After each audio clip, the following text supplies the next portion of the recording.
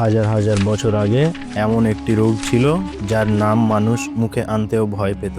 এই রোগ মানুষের মুখে গভীর দাগ ফেলতো, শিশুদের অন্ধ করে দিত আর একের পর এক পরিবারকে মুছে দিত পৃথিবী থেকে। এই রোগে আক্রান্ত প্রতি 3 জনের একজন মারা যেত, যার নাম শুনলে মানুষ ভয়ে শিউরে উঠত। আর আজ এই রোগ পৃথিবীতে নেই বললেই চলে। মানুষ কোথাও পালায়নি, মানুষ সেদিন লড়েছিল এবং জিতেছিল। আসুন আজ আমরা গুটি বসন্ত বা স্মল পক্স সম্বন্ধে আলোচনা করব। গুটি বসন্ত কোনো আধুনিক রোগ নয়। 3000 বছরের পুরনো মিশরের মমির শরীরেও এই চিহ্ন পাওয়া যায়। যুদ্ধ, বাণিজ্য আর অভিযাত্রীদের সাথে সাথে এই রোগ ঘুরে বেড়িয়েছে দেশ থেকে দেশে। 1500 শতকে যখন ইউরোপীয়রা আমেরিকায় পৌঁছায়, তারা শুধু অস্ত্র নিয়ে আসেনি, সাথে এনেছিল গুটি বসন্ত। অনেক অঞ্চলের 90% মানুষ মারা যায়। যুদ্ধ নয়, একটি ভাইরাস ইতিহাস বদলে দিয়েছিল। আর যারা বেঁচে যেত তাদের মুখে থাকতো আজীবনের দাগ। অনেকে অন্ধ হয়ে যেত, অনেকেই স্বাভাবিক জীবন আর ফিরে পেত না।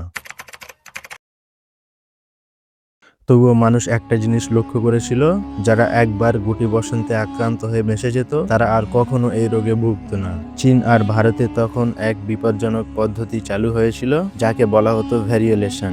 এই ভ্যারিওলেশনের মাধ্যমে সুস্থ মানুষের শরীরে গুটি বসন্তের ক্ষত থেকে নেওয়া বস্তু লাগানো হতো। আশা করা হতো রোগটা অনেকটা হালকা হয়ে যাবে। কখনো কাজ করত, কখনো আবার মানুষ মারা যেত। এটা নিরাপদ ছিল না, কিন্তু এখান থেকেই জন্ম নেয় এক যুগান্তকারী ধারণা।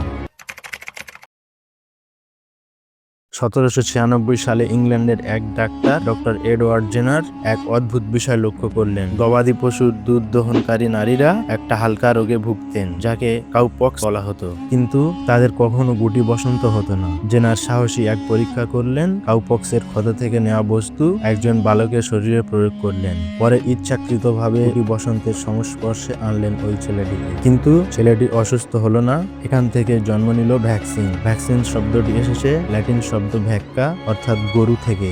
আধুনিক চিকিৎসা বিজ্ঞানের ইতিহাস এখানে ঘুরে গেল।